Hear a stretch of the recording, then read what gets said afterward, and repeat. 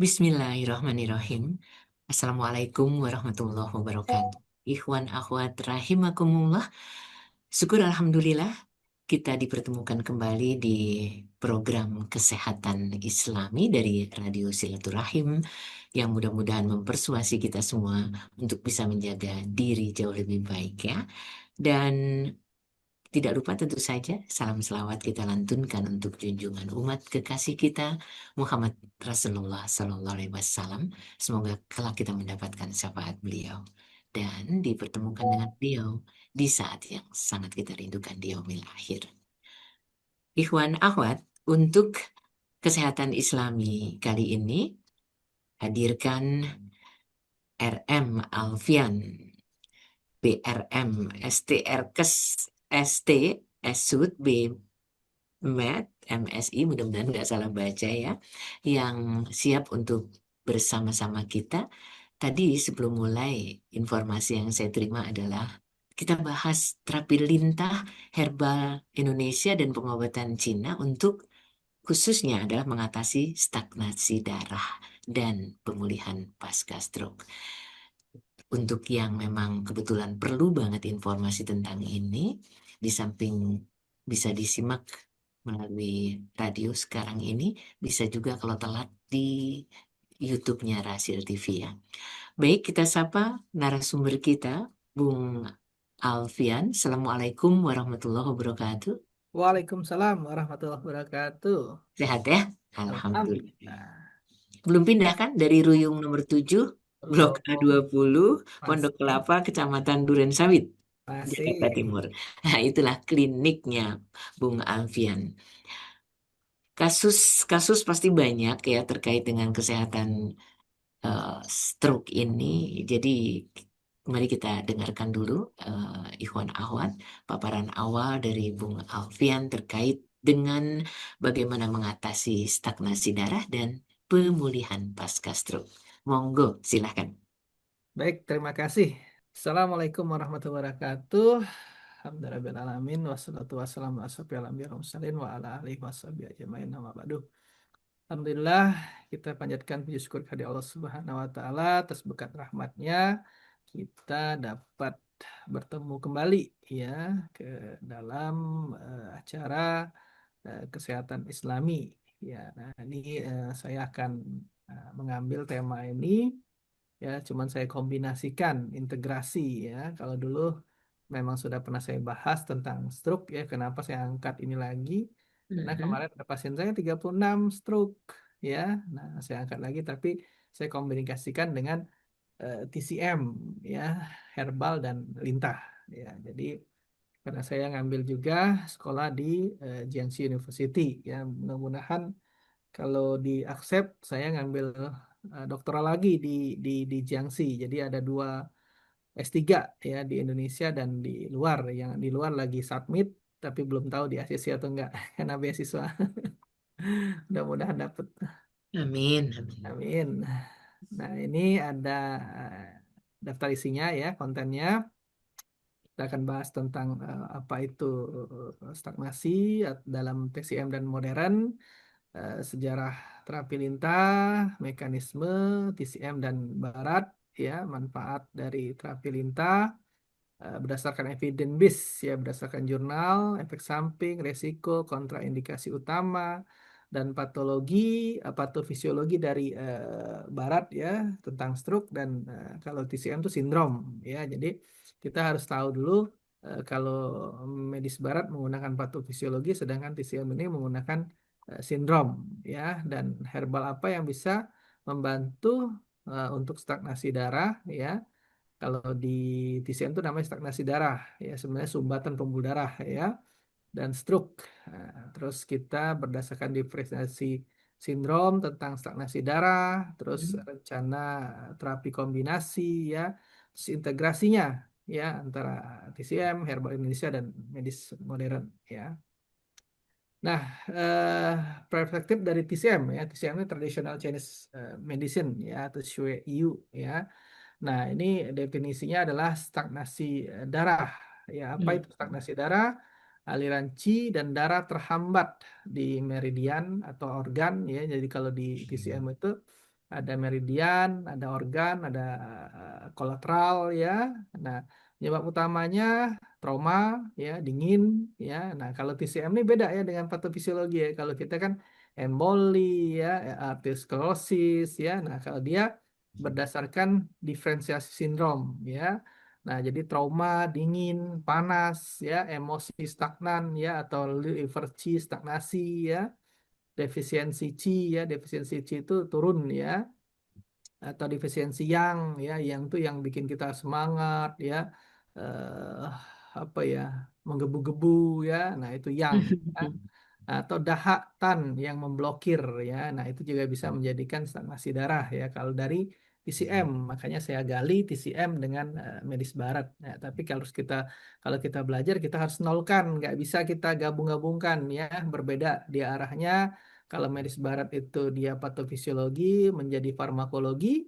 Kalau si TCM ya, dia diferensiasi sindrom menjadi sindrom. Nah, nanti pengobatannya berdasarkan sindrom ya itu.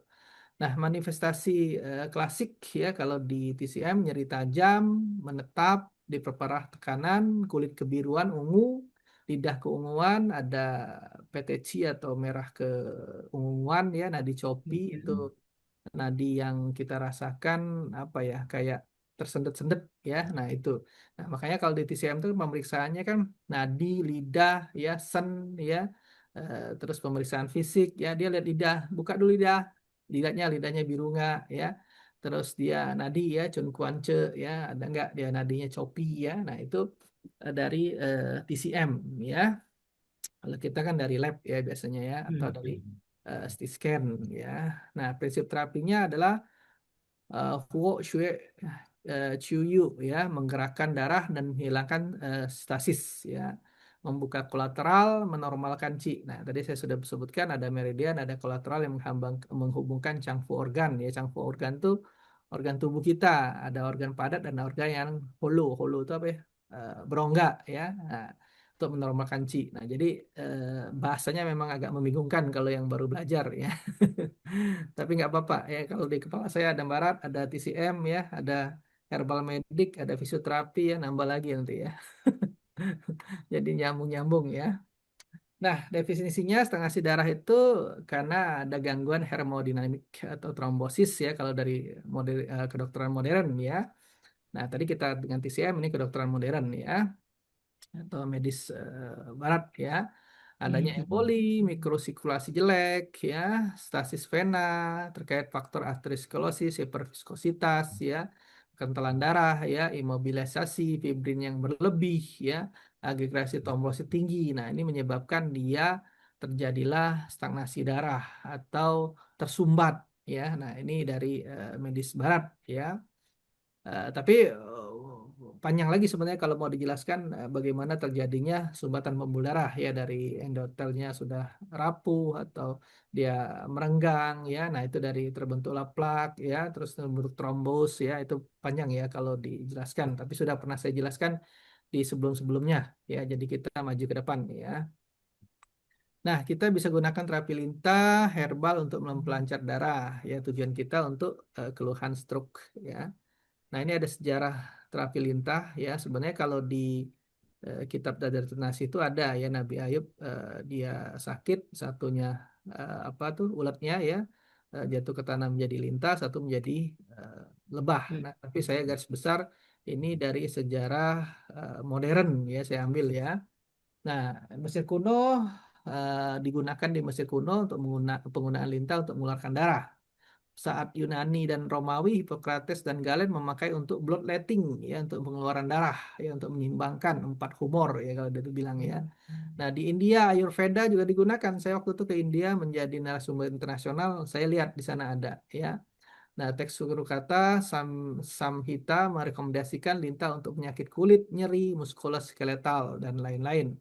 Nah, di TCM klasik pun juga ada ya. Ternyata di TCM itu dia menggunakan obat di oral, dibikin obat untuk dimakan ya, lintahnya dibikin obat ya. Dia obat hewan atau suice ya, suice ya. Dalam kitab Senon Bencao Jing ya. Kitabnya tuh banyak kitab klasiknya ya. Nah, Eropa abad 18-19, puncak Leeds mania 1825 sampai 1850. Kemudian hilang, merosot ya. Terus di era modern, Leeds kembali terapi lintah, Leeds ini lintah ya, sebagai alat surgery ya untuk mengatasi venous congestion. Nah, ini di UI pun kemarin ada ya yang melakukan penelitian tentang lintah. Kemarin juga saya diminta oleh prof saya untuk ngambil ya, cuman kebetulan saya sudah ngambil S3 di tempat lain ya. Nah, jadi ini bisa dikembangkan lagi ya.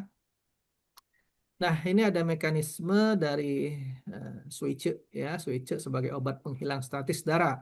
Ya, jadi kalau di TCM dia dibuat oral untuk dimakan ya. Jadi rasanya pahit, netral ya, dia masuk ke meridian liver, bladder ya, liver Mhm. sama bladder ya. Menghancurkan fungsi utamanya adalah menghancurkan stasis darah ya kuat atau poshue ya. Membuka sumbatan di meridian ya dipakai untuk amenore ya, amenore, masa abdominal, nyeri, stroke dan hemiplegia ya. Kombinasi herbal misalnya kombinasi dengan tangkui ya, tauren ya, honghua. Nah, ini bisa dikombinasikan dengan herbal Cina ya. Ini ada namanya di sini ya. Di American Dragon pun bisa kita lihat ya apa kandungannya ya. Nah, ini ada komponen dari lintah, itu ada hirudin, ya antikoagulan yang kuat, ya makanya kita terapi lintah itu masih keluar darah, ya, menghambat adisi platelet. Nah, makanya dia tidak cepat ngental, ya. Ada lagi enzim lainnya, hyaluronase, vasodilator, ya, melebarkan pembuluh darah. Ada anestesi, ya, anestetik, ya, antimikroba, ya. Nah, efek fisiologisnya dia bisa menurunkan viskositas lokal. Jadi dia bisa menurunkan kekentalan darah, mengencerkan darah, ya, mengurangi tekanan vena, ya. Jadi makanya kalau kita sudah habis di terapi lintah tuh tensi kita turun, ya, rileks, ya, meningkatkan mikrosirkulasi ya. Nah, darah itu membawa nutrisi dan oksigen ya, semakin meningkat darah tersebut ya lebih enak ya aliran balik vena pada flap dan replatasi. Nah, makanya orang-orang yang ada varises bisa kita gunakan ya. Kemarin anak saya dia kena jatuh dumbbell ya, kakinya biru langsung udah kan hematomnya lama itu kan, saya bilang kasih lintah aja udah hilang ya, karena dia bekuan darah tuh bisa cepet banget ya itu. Kalau enggak dia kan darah beku di dalam ya jadi busuk ya. Mhm. Nah, ini ada manfaat terapi lintah berdasarkan evidence base ya. Di sini ada venous congestion atau pasca bedah plastik dan rekonstruksi ya. Di sini ada jurnalnya, dibuka aja ya. Nah, terus ada osteoartritis ya, menghilangkan nyeri dan inflamasi ya. Chronic venous disease ya, atau varises. Nah, tadi barusan saya sebutkan ya. Stroke dan Mhm. kardiovaskuler ya. Nah, ini sebagai switch. Kalau obat modern digunakan stroke akut yang masih belum standar ya, makanya bisa digali ya sebenarnya ya. Kalau untuk di modern ya. Nah, efek samping ya hati-hati pendarahan berlebih ya kalau terlalu banyak lintahnya atau jaraknya terlalu dekat ya. Terus ada infeksi, bisa terjadi infeksi ya kalau tidak steril ya. Terus ada reaksi gatal ya. Nah, hati-hati gatal kalau ada yang alergi kita tanyakan ya. Nah, bisa menjadi parut ya, hiperpretasi atau bekas lintah itu tersendiri ya. Nah, kontraindikasi utamanya ya gangguan koagulasi ya. Jadi yang hemofili jangan ya. Hemofili luka aja nggak bisa berhenti ya, apalagi dikasih lintah ya. Terus trombositnya yang rendah ya, INR yang tak terkontrol ya, anemia ya, yang sedang ke berat, hati-hati dilihat dulu ya. Jangan sampai main lintah dia sudah ada masalah di ginjal ya, HB-nya rendah, waduh repot ya. Penggunaan alat antikoagulan yang kuat ya, misalnya kita makan pengencer ya, nah itu agak hati-hati ya. Terus infeksi lokal di area pemasangan, nah kita juga cek ya, makanya ada evaluasi ya. Pasien imunokompresis berat ya nggak boleh ya, ada gangguan imunitas ya, terus alergi ya, nah itu nggak boleh ya. Kehamilan ya trimester pertama ya, karena lagi hamil tuh butuh darah ya. Ya. Nah, makanya kadang-kadang ibu hamil dikasih untuk obat-obat penambah darah ya.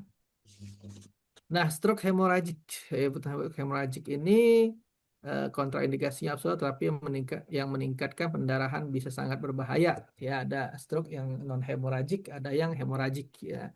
Nah, yang hemoragik ini hati-hati ya, karena biasanya pingsan dia ya. Kalau non hemoragik dia hanya infak ya, jadi penyumbatan aja ya.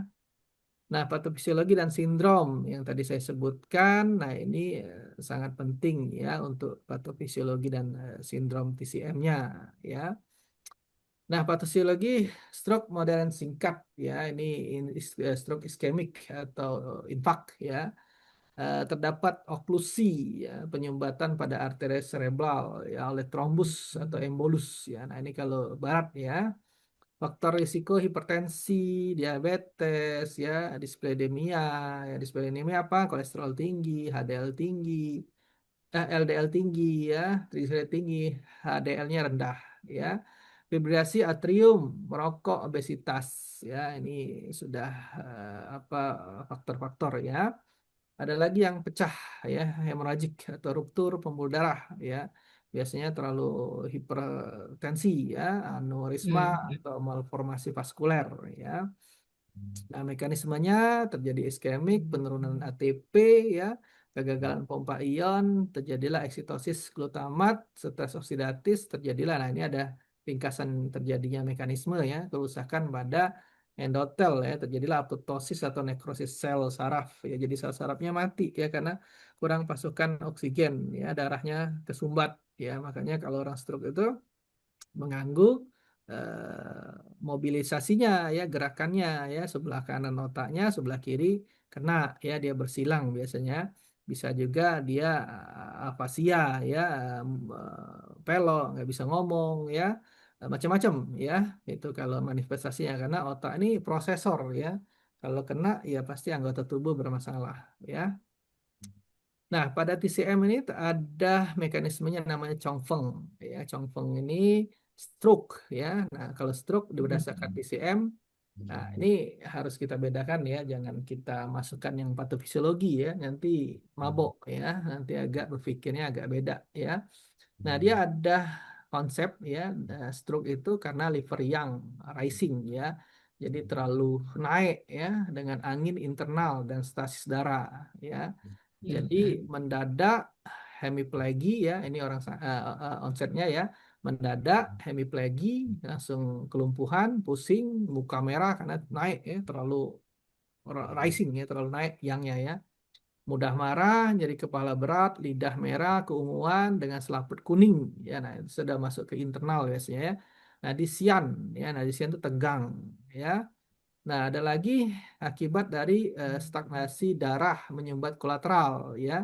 Nah, ini hemiplagi menetap setelah fase akut ya, nyeri menusuk di badan, ekstremitas, kesemutan, wajah atau anggota gerak keumuman, lidah ungu gelap dengan bercak nadi se ya atau choppy yang tadi ya, stop Iya. ya ya. Nah, ini ada 4 mekanisme kalau dari si TCM ya, 4 ya, ya benar ya.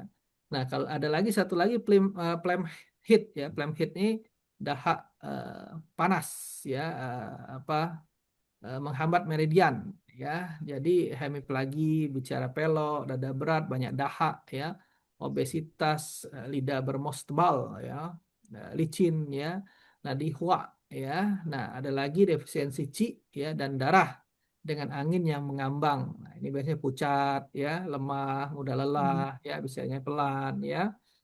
Sedikit cairan ya, jadinya syuk ya, jadi defisien ya, mengadakan defisien. Nah, jadi kalau di TCM ada 4 mekanisme ya terjadinya stroke ya, liver yang, flame heat ya, stagnasi darah, defisiensi C dan darah ya. Nah, herbal Indonesia yang kita gunakan ya, saya ngambil herbal Indonesia karena herbal Indonesia gampang dicari ya dan bisa eh, dibuat untuk sifat rasa masuk meridian kemana ya, karena sudah banyak ya untuk ke TCM ya. Nah, ada kurkumin ya, kurkumin sudah pada tahu ya. Nah, ini ada kunyit ya. Nah, dia efeknya Hmm. apa? Antiinflamasi kuat ya, bisa untuk COX-2 ya. Biasanya kalau orang inflamasi itu pasti mekanismenya pada jalur siklooksinasi 2 ya. bisa memodulasi trombosit, menghambat aktivasi dan agregasi trombosit serta beberapa jalur koagulasi. Jadi dia bisa mengencerkan ya, jadi dia bisa menghambat ya, makanya jahe itu bisa jahe kunyit ya, kunyit itu bisa mengencerkan ya, dia bisa menghambat ya pengentalan darah ya, jalurnya koagulasi ya. Nah, relevansinya apa? Terus membantu mengurangi peradangan vaskuler ya, karena pasti ada masalah di endotel itu pasti ada inflamasi. Makanya makrofag ikut masuk ke endotel menjadi sel foam ya. Nah, disitulah terjadilah pengurangan peradangan vaskuler ya dan resiko trombosis ya. Trombosis itu resiko dia menjadikan plak ya, menjadikan koagulan atau emboli ya, atau dia nanti sudah ketarik ruptur, nah terbentuk trombosis dia bisa menahan di situ ya. Nah, studi pada sehat menunjukkan tidak secara signifikan meningkatkan risiko pendarahan bila digunakan dalam dosis wajar. Jadi nggak boleh kalau dosis wajar aman ya, tapi kalau dosisnya tinggi ya harus hati-hati ya. Nah, ada lagi jahe ya. Nah, jahe pada tahu semua kan ginger roll, sagol di China pun sudah banyak digunakan jahe ini ya, malah untuk moxa dragon ya. Nah, dia memang untuk melancarkan aliran darah, antiinflamasi ya, anti platelet ya. Nah, ini ada vasodilatasi ya, melebarkan pembuluh darah, antioksidan ya. Nah, di mana bisa mengurangi agregasi trombosit ya, memperbaiki mikrosirkulasi. Nah, ini sangat banyak dipakai ya. Moxa dragon itu dipakai di perut, dipakai ke tulang belakang ya, di rumah sakit ya, kita waktu itu langsung ke rumah sakit ya, rumah sakit Jiangxi Hospital ya. Nah, ada lagi bawang putih ya, alisin ya, Allium sativum ya, efeknya antiplatelet ya, antihipertensi, polipidemic, antioksidan. Nah, antiplatelet mengencerkan darah, bisa menurunkan tensi, bisa menurunkan kolesterol total, kolesterol jahat ya, trigliserid ya, antioksidan ya. Relevansinya apa ya, nah dia bisa menurunkan faktor hipertensi ya, kalau hipertensi tinggi kan bisa pecah ya, dan dia bisa untuk aktivasi trombosit ya, anti plak ya juga. Nah, jadi makanya bawang putih bisa digunakan ya. Nah, cuman kalau ada yang alergi dia jadi bau badan, terus dia juga ya, kalau bawang putih itu alergi bau badan, terus ke lambung ya, kalau nggak tahan ya, suka tajem dia ya. Nah, boleh kalau kita mau bikin black garlic ya, itu. Jadi baunya tak nggak terlalu tajem ya, dia kayak kenyal-kenyal, jadi hitam ya, itu. Bisa kita modifikasi ya. Saya senang untuk modifikasi herbal tuh senang banget ya. Nah, terus ada lagi Centella asiatica atau pegagan ya.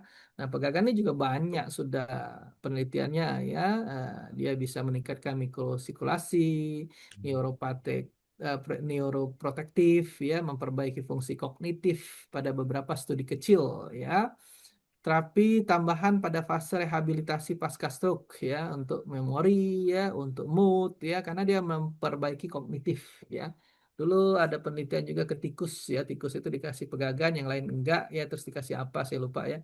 Nah, nanti dia ke labirin ya. Nah, si tikus yang pakai pegagan ini lebih pintar dia mencapai tempat yang diinginkan ya. Jadi ada labirin, ada makanan, dia pintar ya, dia tidak nyasar ya itu. Nah, ada lagi Sambiloto ya. Sambiloto sudah pada tahu semua ya, antiinflamasi, bisa meningkatkan imunitas, imunomodulator ya. Juga ada antioksidan ya untuk vaskulernya ya. Jadi pembuluh darah kita itu tidak rapuh ya.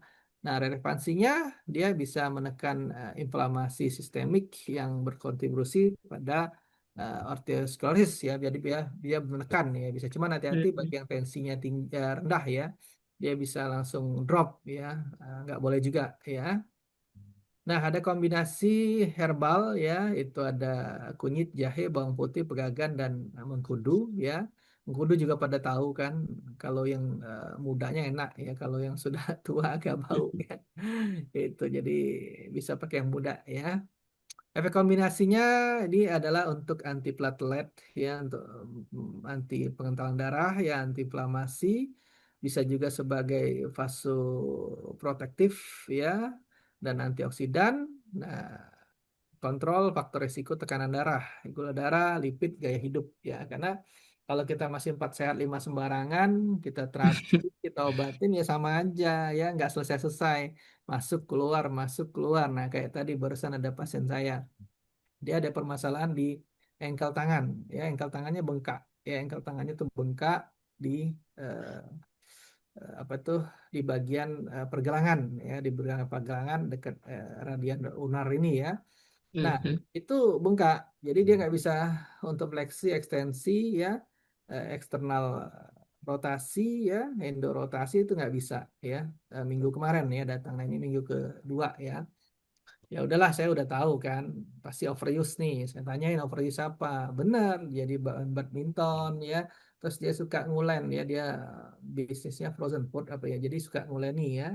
Nah, jadi overuse ya. Nah, saya tebak ya artritis ya. Karena ada bengkak, ada peradangan, terus apa untuk mobilisasinya nggak bisa fleksi ekstensinya. Nah, ini kita masuk ke fisioterapi. Jadi otak Mhm. sini sudah ke fisioterapi ya. Tadi ke TCM kemarin terus masuk ke fisioterapi ya. Jadi dia untuk fleksi ekstensi nggak bisa, bengkak ya. Nah udah tadi sudah kita terapi minggu lalu sudah kempes, udah bisa ya. Mhm. Waktu megang tangan saya aja teriak-teriak dia, saya terapi ya. Ya karena dia tadi overuse ya. Nah makanya kita juga nggak boleh ya, misalnya kita udah tahu nih ada masalah. Jadi makanya saya cerita tadi kenapa jangan 4 sehat 5 sembarangan untuk makanan ya, tapi juga Mhm. gerakan. Kalau gerakan overuse itu juga akan masalah ya, akan masalah ya.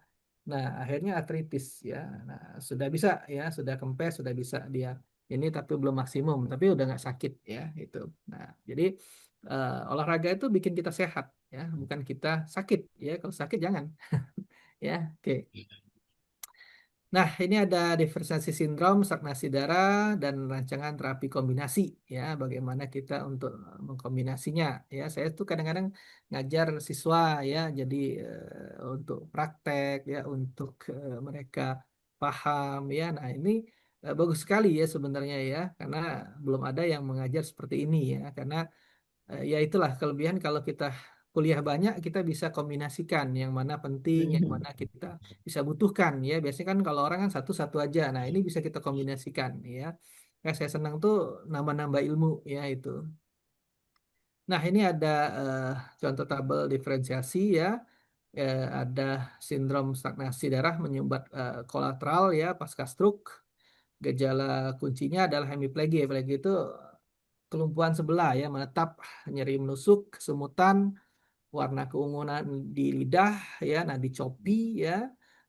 Prinsipnya melancarkan kolateral ya, yang tadi ya, Ho, Shue, Shiu, Yu, Tong, Po ya. Nah, intervensi TCM-nya adalah menggunakan oral switch. Switch ini lintah ya, lintah dikonsumsi ya, dimakan, tapi sudah dibentuk obat ya. Jadi bukan lintahnya langsung, enggak ya. Sudah dibentuk obat ya.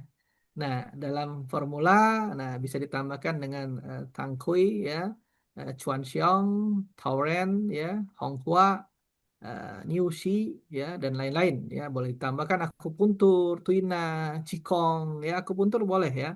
Akupuntur ini banyak untuk sirkulasi darah, untuk menaikkan qi ya. Nah, bisa juga dengan tuina ya, tuina untuk muscle ototnya supaya kalau misalnya ada yang flaccid atau yang apa spastik ya. Nah, utama spastik ya, dia mengendorkan ya karena ada struktur yang spastik ya, ada yang flaccid ya. Nah, kalau yang flaccid itu biasanya menggunakan elektroakupuntur ya kalau kita belajar di Jiangxi Hospital ya. Nah, Qigong boleh ya, Qigong ya kita relaksasi ya, ambil tarik nafas ya, gerakan ya untuk pasca stroke ya sangat bagus ya. Dulu saya pengen banget tuh bikin komunitasnya, cuman nggak sempat lagi waktunya. Kalau rencana tadi masuk semua, bisa 3 paralel saya kuliah Mbak Nuning. Uh-oh. Tinggal nunggu 2 ini ya. Kalau yang satu sudah jalan ya, doktornya udah jalan ya, satu UTS sudah ya. Yang Mhm. 2 lagi menyusul gitu. Ya kita nanti lihat aja. Karena waktunya sudah kadang-kadang udah nggak fokus lagi ya, karena terlalu banyak udah ya.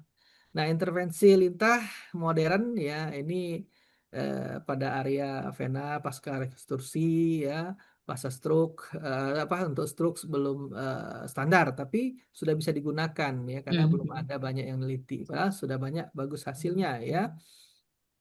Rencana saya untuk riset ya, makanya kan kemarin ada dana riset, nah saya pengen gunakan ini ya. Kunyit, jahe, bawang putih, pegangan dalam dosis aman, memperhatikan interaksi obat ya, karena dia mengencerkan darah. Kita lihat kalau orang-orang stroke kan biasanya menggunakan pengencer darah ya, dan Mhm. pengencer darahnya bukan satu ya, tapi dua biasanya ya. Nah itu hati-hati ya dilihat ya. Nah, ini ada sindrom Plumstead ya atau dahak panas ya yang menghambat meridian. Nah, ini lebih kuat dengan herbal dan akupuntur ya untuk menghilangkan dahak pembersih panas, bukan lintah ya. Mhm. Jadi lintah itu bukan pilihan utama kalau stroke akibat ini. Ya kan di TCM itu ada 4 tadi ya. Nah, kalau stroke akibat Plumstead dia gunakan dengan herbal dan akupuntur lebih efektif ya atau tambah moksa ya lebih efektif ya. Nah, tapi kalau yang karena darah ya itu bisa defisiensi C dan darah juga ya karena lintah ini kan dia mengambil darah. Kalau sudah defisiensi tambah bahaya ya. Makanya kita gunakan herbal ya, fokus tonify ya atau tonifikasi. Bisa kita gunakan ginseng, astragalus ya, kurma merah. Kurma merah itu apa sih namanya kok saya lupa ya. Woji apa ya pokoknya ada namanya di sana ya makanan bergizi ya. Nah kalau terapi lintah bisa memperburuk ya jadi yang kondisi dua dari sindrom dua ini Lemhit dan defisiensi cidara nggak boleh lintah ya tidak utama ya bahaya ya malah ya. Nah kalau yang dua tadi boleh liver sama stagnasi itu boleh digunakan ya. Nah ini ada integrasi TCM Herbal Indonesia dan medis modern ya ini terakhir ya. Nah, poin kesimpulannya apa sih gitu kan?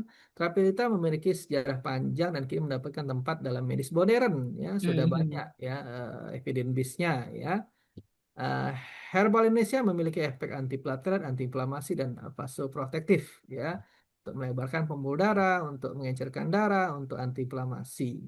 Diferensiasi sindrom TCM membantu untuk mempersonalisasi terapi berdasarkan pola stasis darah flame heat, liver yang rising atau defisiensi Qi dan blood ya. TCM dan lintah dikatakan sebagai obat kuat untuk memecah stasis darah Mhm. ya. Di kesimpulannya sudah bisa untuk menggunakan stasis darah ya. Kecuali tadi yang dua ya kalau akibat dari flame heat dan satu lagi tadi defisiensi Qi dan blood jangan ya. Nah, ini ya kita standar emas tetap ada tata laksana ya, harus kita evaluasi ya, jangan sembarangan ya. Oke, itu saja Bu Mbak Nuning ya Keren banget. tanya jawab. Jadi, Ikhwan akhwat, mudah-mudahan apa yang disampaikan oleh Bung Alfian tadi benar-benar masuk dalam pemahaman. Kalau misalnya nih, ngomong-ngomong soal terapi lintah dari tadi, Ya, ada loh yang pengen tahu sebetulnya banyak orang nganggep serem deh yang namanya terapi lintah itu. Bisa dijelaskan nggak secara sederhana bagaimana atau apa yang terjadi pada saat lintah nempel di tubuh kita gitu? ya, ya. Jadi terapi lintah tuh nggak serem ya, lintah darat yang serem ya gitu. Jadi kalau terapi lintah itu sangat banyak ya manfaatnya. Memang waktu saya 2010 itu ya, lintah pertama kali orang dikasih gratis aja geli ya, dikasih gratis aja geli ya. Nah setelah itu kita bikin bakso, kita bikin apa ya. Terus sekarang sudah banyak ilmiahnya ya, evidence base-nya sudah banyak, sampai kedokteran pun juga menggunakan ya, TCM juga menggunakan ya. Nah, asal mereka paham dengan efek samping, kontraindikasi ya. Nah itu aman ya aman ya. Jadi lintah itu ya nggak geli sih sebenarnya ya. Karena lintah itu memang bermanfaat. Dia punya enzim. Nah enzimnya tadi antikoagulan, antiinflamasi, antibakteri ya. Nah memang sangat cocok ya untuk kita gunakan ya. Jadi mindset aja sebenarnya kalau untuk geli ya. Tapi ya kalau dia geli bisa kita pelan-pelan ya kita hipnoterapi. Nanti dia akan nggak geli lagi dengan lintah. Ditempelinnya di titik apa tadi? Nah, macam-macam ya tergantung keluhan ya, keluhan pasiennya apa ya. Nanti kita biasanya diagnosa dulu ya. Diagnosa itu untuk menegakkan intervensi ya. Nah, diagnosa tepat, intervensinya tepat ya. Nah, nanti biasanya titik-titik lokal dulu ya, titik-titik lokal di mana dia bermasalah. Misalnya tadi stroke ya, stroke tadi kan prosesornya kan di kepala ya kan. Hmm. Masalahnya tuh di kepala ya. ada macam-macam, ada frontal, ada parietal, ada temporal, ada occipital ya, daerah-daerah otak kita ya. Nah, Mhm. di mana kita letakkan ya di permasalahan itu ya. Nah, nanti boleh kita titik eh, yang lokalnya ya, titik yang apa misalnya tangannya yang bermasalah ya, ada flaccid atau ada spastik atau kakinya Mhm. ya. Nah, itu boleh kita kembangkan di sana ya. Tapi utamanya prosesornya dulu ya, yang perintahnya dulu ya. Itu karena perintahnya Oke. nggak nyambung, akhirnya ke tangannya nggak nyambung, ke kakinya nggak nyambung ya. Mhm. Itu. Andai kata nih, yang dengar memang kena stroke, terus pengen coba terapi lintah itu berapa kali kedatangan biasanya? Ya, kalau Baru untuk teratasi. keluhan itu seminggu sekali biasanya kita terapi itu seminggu sekali ya. Aha. Tapi kita lihat dulu HB-nya ya apakah cocok ya. Terus psikisnya. Kadang orang takut dengan lintah, kita pasang lintah bisa pingsan nanti. Ya, jadi kita harus lihat dulu pasiennya ya. Nah, keluhannya apa ya, kita sesuaikan ya. Jadi nanti kita jelaskan. Biasanya saya jelaskan apa dan kita perlu menjelaskan itu wajib menjelaskan ke pasien ya untuk keluhan dia ya, apalagi dia kalau bawa lab kita kasih tahu ya misalnya ya. Nah, itu sangat penting ya. Nah, baru kita Mhm. menegakkan diagnosa. Sudah diagnosa kita intervensi ya. Nah, intervensi itu biasanya kalau lintah itu normalnya seminggu sekali ya, lebih efektif ya. Tapi jangan jauh karena dia terlalu lama dia ngantel lagi biasanya. Nah, Oke. At least seminggu sekali lah ya, ya. minggu sekali.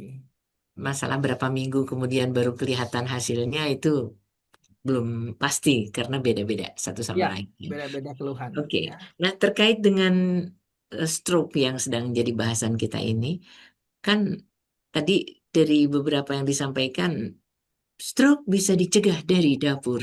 Oke, kalau soal bawang putih, kunyit, dan jahe. Tapi kalau soal menu harian nih, sarannya apa? ya kan stroke ini bisa karena orang diabetesnya tinggi, ya, karena Mhm. hipertensi, ya, akhirnya rapuh endotelnya, ya, karena 4 sehat 5 sembarangan, ya. Nah, ini harus memang dari dalam inputnya dulu. Kalau inputnya masih dia 4 sehat 5 sembarangan ya agak susah, ya. Kita obatin dia masih makan yang macem-macem ya, udahlah ada terapi lintah juga hajar. Nah, itu nggak boleh ya.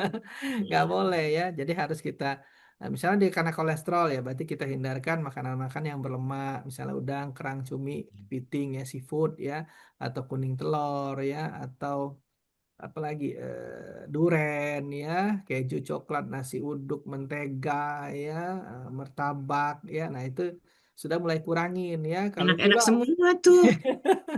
kan masih ada makanan sehat yang lain ya, itu. Makanan sehat yang lain itu bagus ya. Nah, jadi banyak yang kita bisa cari yang lain, misalnya ayam bisa, ikan bisa ya. Masih banyak kok gitu kan. Nah, kalau misalnya dia diabetes ya berarti dia udah hindarin yang manis-manis ya. Nah, jadi dia sudah makannya nggak boleh manis-manis, ganti stevia ya, Mhm. ganti apalagi ya kayu manis ya, apalagi orang sudah manis kan nggak perlu manis lagi kan itu. Makan sambil ngaca. Nah, Iya, terus iya, iya. tepung-tepung dia kurangi, nasinya ganti dengan porang ya.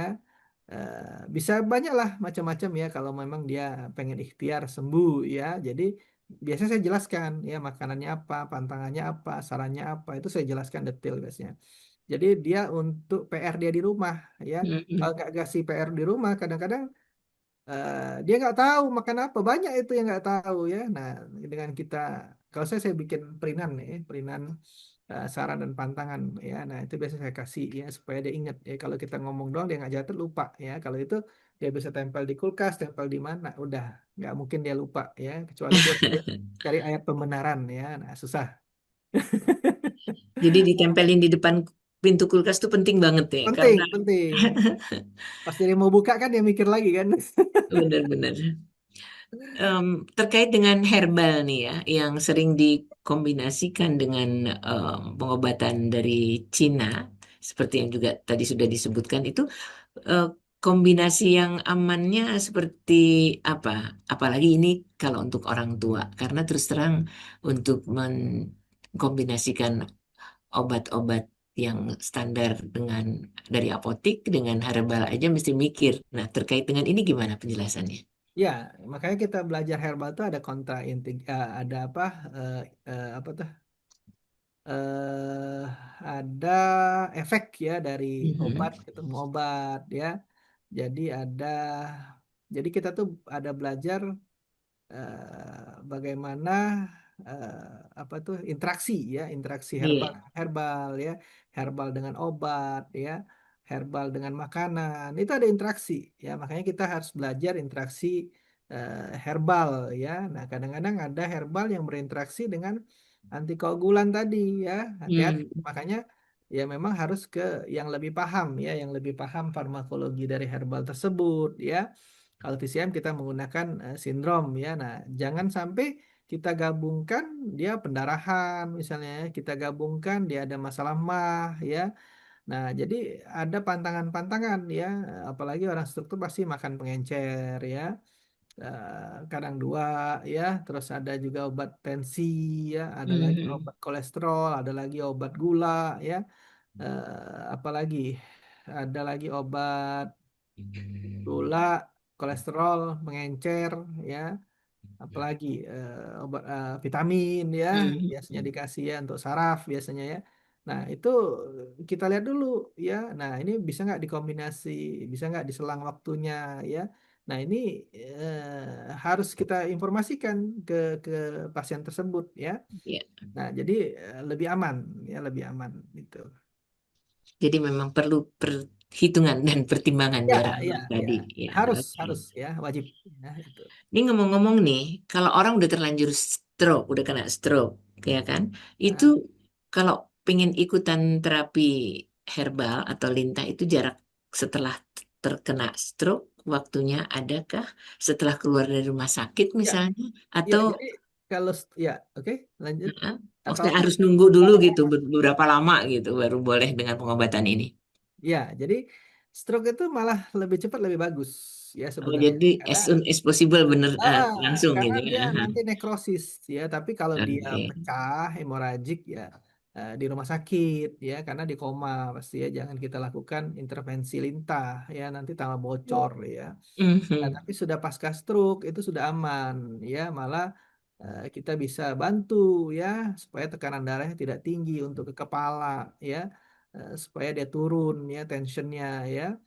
Nah, lebih cepat lebih baik karena kalau otak itu mati nekrosis rusak jaringannya. Kalau jantung dia bisa bikin pembuluh darah kecil-kecil ya. Nah, dia Mhm. bisa bikin angiogenesis ya, pembuluh darah baru ya. Tapi kalau otak dimaksimumkan yang ada ya itu ya. Kalau ada nih dari pendengar yang pernah menyampaikan, eh, seperti misalnya sudah pakai jahe, sudah minum kunyit juga, kunyit asam, Mm-mm. juga sudah dengan temulawak. Mm-mm. Em, ini hal jamu-jamu yang rutin diminum ini cukupkah untuk menjaga diri atau mungkin perlu ditambah lain tadi bawang putih ya? Ada Iya, yang lain makanya lagi? tergantung dia keluhan dia. Kalau dia untuk menjaga sudah cukup ya saya pikir ya. Ah, Tapi makanannya ya yang jangan juga lupa. harus dijaga. Kadang makanan juga hajar, herbal juga Hmm, hajar. Nah, jadi double-double ya akhirnya malah kuatan makanan ya. Ngiler terus kan. iya, dan ini nggak bisa dinafikan ya bahwa dari Iya, dari makanan lah dari banyak yang makanan hilang itu gitu. utama makanan tuh ya. Itu. Oh ya, ada beberapa testimoni dari yang mengatakan bahwa kalau sudah terapi lintah bisa jalan lagi. Wow, perubahannya bisa kayak gini tuh gimana sih? Ya itu kan di YouTube saya banyak kan, di YouTube saya tuh buka aja yang stroke cepet ya. Tadi mekanismenya yang kita jelaskan ya. Dari Karena mekanisme itu ya. dari mekanismenya udah jelas dan itu ilmiah ya. Maka saya mau ngambil, malah saya kalau dana riset turun saya untuk bikin PhD yang di Jiangxi menggunakan lintah ya, rencana saya. Tapi saya lihat dulu Mhm. ya dia ke penyakit apa. Kalau memang dia bisa digunakan, saya akan mengusulkan proposal ya, karena lumayan. Maksudnya pas lumayan mahalnya itu pas di labnya, labnya itu Bu Ning, labnya kan nanti kan kita cek dengan lab ya kalau kita Mhm. PhD ya, nggak bisa kita Begitu aja Nah, gitu begitu ya. aja nggak bisa ya, Mhm. namanya nanti kan luarannya kan Scopus ya, luarannya jurnal ya. Nah itu harus ada luaran, nggak bisa nggak ada luaran Iya. ya. Mhm. Kembali ke soal lintah nih. Mm-mm. Kalau untuk lintah yang biasa dan sejak tadi sudah kita bahas Mm. itu gimana ceritanya biar kita nggak geli gitu? Mungkin ada trik-trik tertentu gitu. Gilo kalau orang Jawa bilang. Jadi ya lintah ya biasanya sih sebenarnya kalau kita edukasi ke pasien yang mau terapi ya jarang sih ya, oke-oke Merem aja aja. kali ya. Iya, enggak oke-oke aja ya, cuman kita jangan taruh di depan muka dia dulu ya. Mungkin di Mhm. belakang dulu, dia merasakan efek lintah, dia merasakan nyaman. Nah, nanti dia akan minta. Ada pasien saya tuh sampai minta di lidah ya. Bisa di lidah. Oh, oh. Bisa di lidah ya. Kalau kepleset ketelen gimana tuh? Enggak lah, enggak. Kan ada teknisnya, ada caranya, Mhm. ada SOP-nya ya. Oke. Jadi aman ya, gitu. Pengen tahu juga deh kenapa terapi lintah ini bisa lebih keren daripada obat pengencer darah yang biasa diminum. Ya, karena lintah Gimananya ini kan gitu? efek Hmm. lokal ya, efek lokal Mm-mm. langsung dia. Kalau obat itu kan banyak pos-posnya ya, namanya dia masuk dulu diabsorpsi ya, sudah diabsorpsi dia didistribusi ya.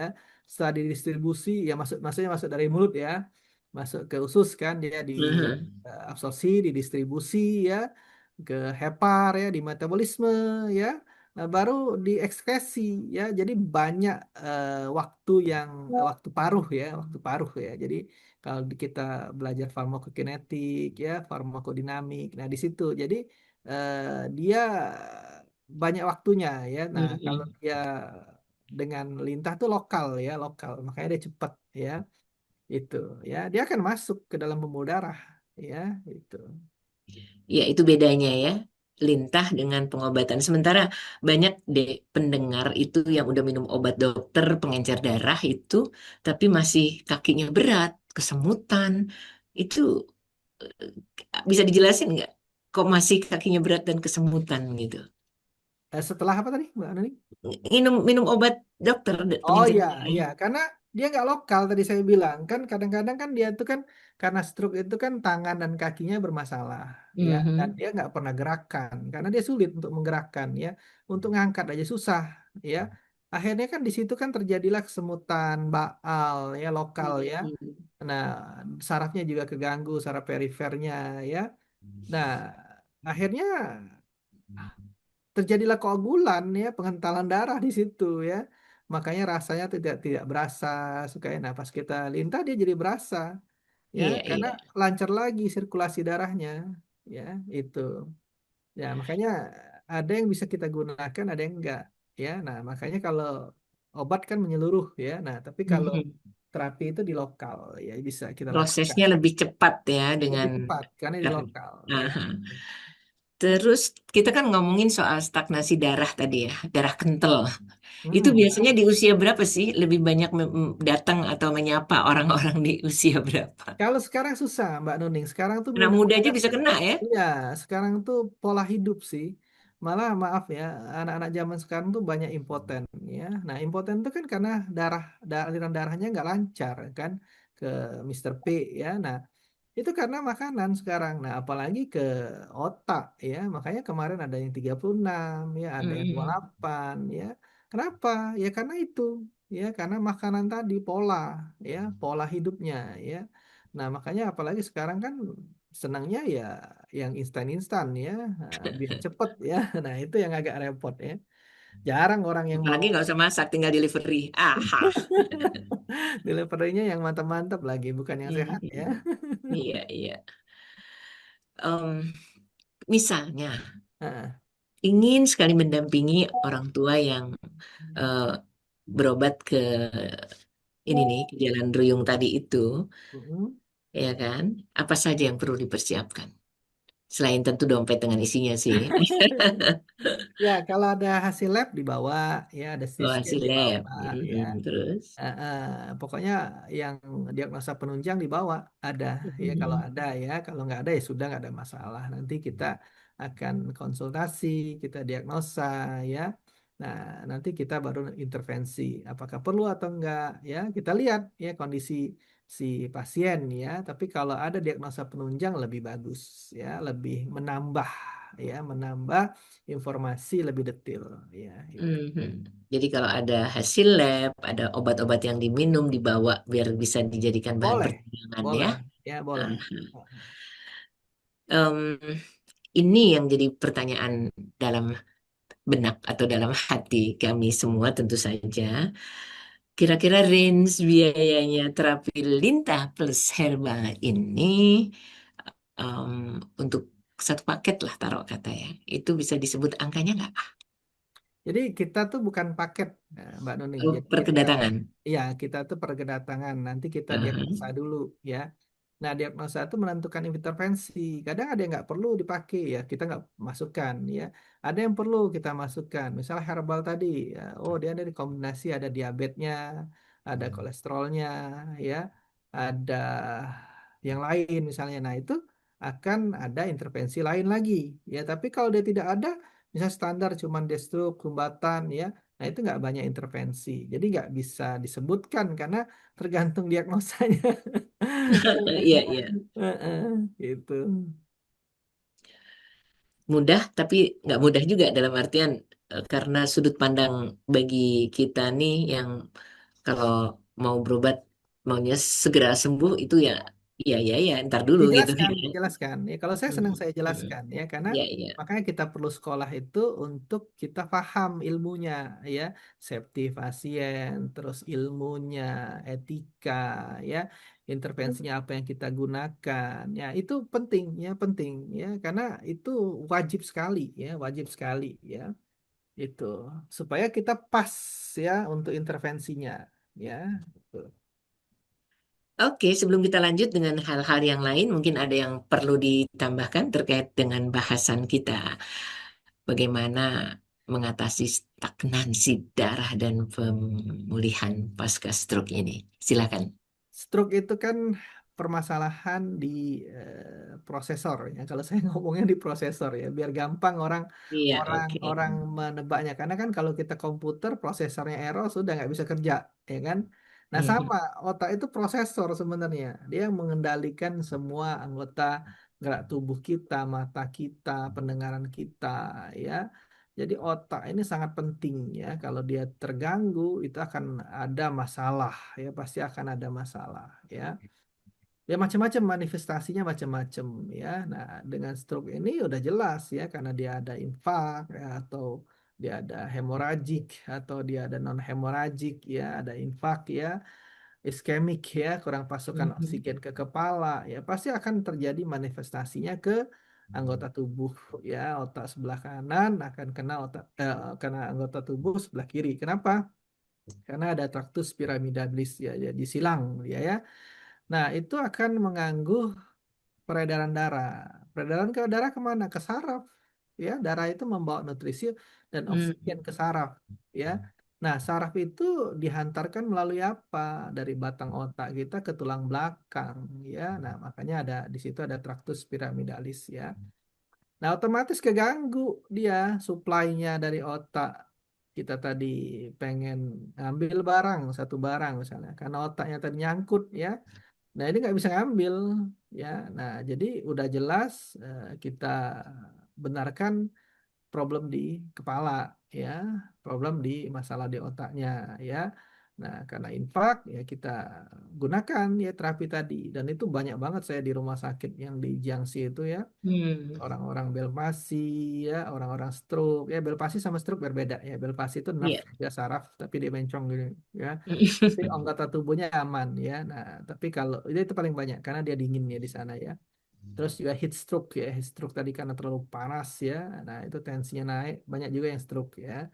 Nah, jadi eh, apa yang digunakan ya banyak karena kita praktek langsung di rumah sakit ya dari pagi sampai sore ya. Mhm. Berapa stase waktu itu ya.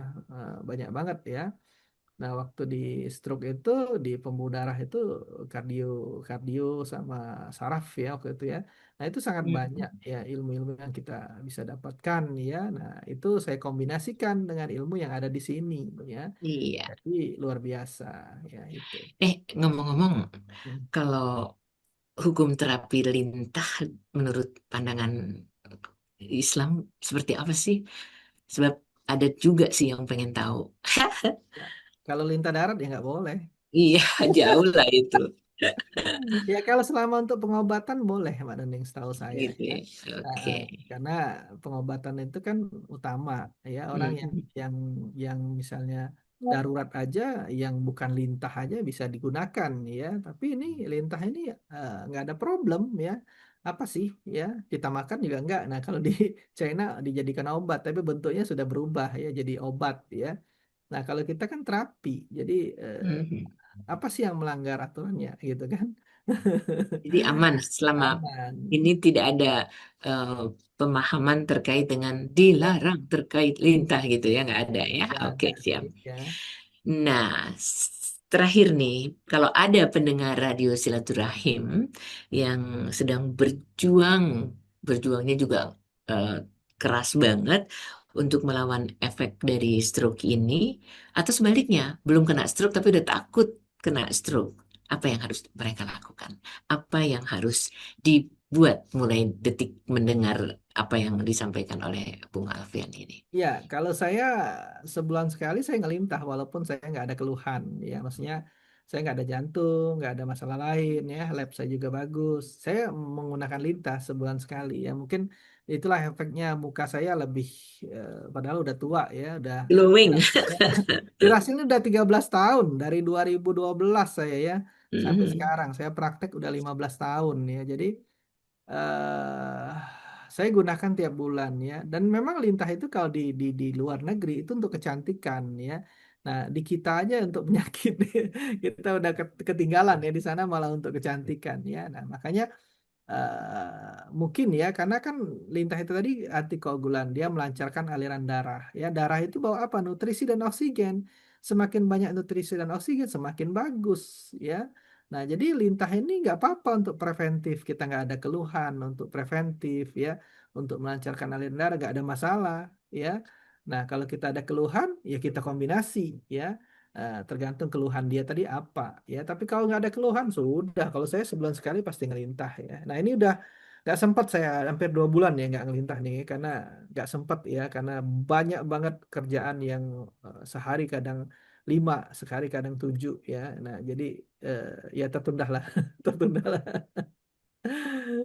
Sampai nggak sempet, emang berapa jam sih melintah itu? Paskanya Mbak Nuning jadi paskanya itu kan masih dia akan keluar darah ya nah kalau kita ada acara kan nggak nyaman ya maksudnya nah Oh, saya oke, ngelintang oke. tuh seharian saya nggak mau terganggu ya Jadi harus karena dalam kondisi yang tidak ngapa-ngapain gitu lebih ya. enak karena saya juga masangnya banyak nggak satu dua kalau saya ya kalau ke pasien kan Mhm. nggak perlu banyak kita lihat apa efek dari apa si pasiennya ya nah kalau saya kan udah biasa ya nggak ngeri nggak apa ya karena sudah tahu ya. Nah, kalau orang baru kenalan panik dia. Ya, itu. Tadi ngomong-ngomong bicara soal lintah bisa bikin kecantikan menjadi lebih glowing dan. Kenapa nggak bikin? Kan banyak pendengar yang wanita juga yang pengen lebih keren gitu. Meskipun bukannya ditempelin lintah tapi ya, tapi lewat lintah itu. Bikin dong. Ya, jadi sebenarnya saya tuh untuk kejantanan bisa ya, untuk kecantikan bisa ya. Nah, cuman karena saya sudah fokus ke penyakit dari dulu, Bukan apa buat cantik ya. jadi nggak bisa ninggalkan gitu. Kasihan kadang-kadang ke pasien ya, karena sudah apa ya passion ya, mungkin passion ya.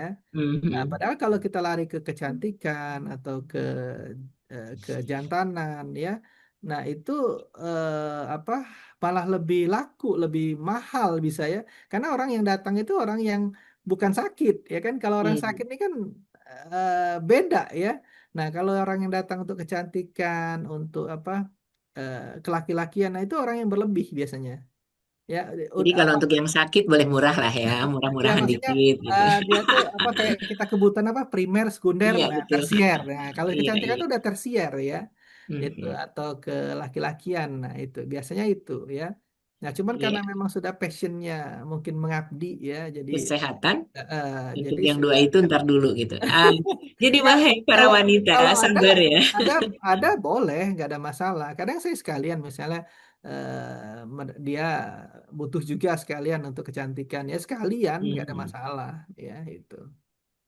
Oke, menarik sekali. Terus terang ya, Ikhwan Ahwat, bahasan kita terapi lintah herbal dalam pengobatan untuk mengatasi stagnasi darah dan pemulihan pasca stroke. Dan kita akan simak sepenuhnya lagi closing statement atau rangkuman dari bahasan kita kali ini. Silakan Bung Alfian. Baik, terima kasih Mbak Nuning. Jadi kita closing statement ya. Jadi lintah itu udah jelas ya enzimnya itu bisa mengencerkan darah, dia sebagai antikoagulan ya. Herbal itu bisa membantu untuk stasis darah, ya bisa melancarkan darah, bisa sebagai vasodilatasi, anti hiperlipidemia, anti plak, ya. Jadi sudah banyak banget jurnalnya, ya. Nah, bisa kita kombinasi dengan TCM, ya. Kenapa dengan TCM? Karena di TCM itu ada mekanisme yang berbeda, ya. Bisa kita kombinasi, kita lihat. Jadi kita diagnosa itu nggak hanya satu, ya. Jadi kita bisa Mhm. diagnosa pendekatannya dengan TCM pun bisa, ya. Nah, dikombinasi jadi bagus, ya, karena lebih tepat jadinya, ya. Nah, makanya saya angkatlah tema ini, ya, karena sangat banyak pasien yang stroke, ya. Jadi untuk edukasi, ya, mereka juga jangan 4 sehat 5 sembarangan, ya. Ya, makanannya harus dijaga, ya. Semangat nih generasi muda sekarang, ya, harus semangat, ya, untuk pola hidup yang lebih baik, ya. Karena banyak banget ya sekarang yang sakit, ya, stroke jantung tuh sangat banyak, hipertensi, ya, kolesterol tinggi, diabetes. Nah, diabetes nih yang sangat banyak lagi ya, karena banyak minuman-minuman yang siap saji, ya, minuman-minuman yang gulanya tinggi, ya. Nah, itu nanti stroke juga. Karena suka Iya, nyumbat ya stroke juga ya itu mungkin itu Bu Nening closing statement. baik. Terima kasih sekali dengan pencerahannya hari ini untuk bisa lebih sehat. Ya, Dan untuk Ikhwan Akhwat, saya akan informasikan lagi sebab siapa tahu diperlukan dan belum dicatat ya. Bung Alfian ini punya klinik, kliniknya di Jalan Ruyung, nomor 7, Blok A 20 di Pondok Kelapa, Duren Sawit di Jakarta Timur ya. Dan bisa kontak beliau di 0813 8326 2040. Sekali lagi 0813 8326 2040. Sekali lagi terima kasih Bung Alfian, terima kasih Ikhwan Akhwat. Insya Allah kita jumpa kembali di kesempatan lain. Tetap sehat, semangat. Wabillahi taufiq wal hidayah. Wassalamualaikum Assalamualaikum warahmatullahi warahmatullahi wabarakatuh. wabarakatuh. Terima kasih.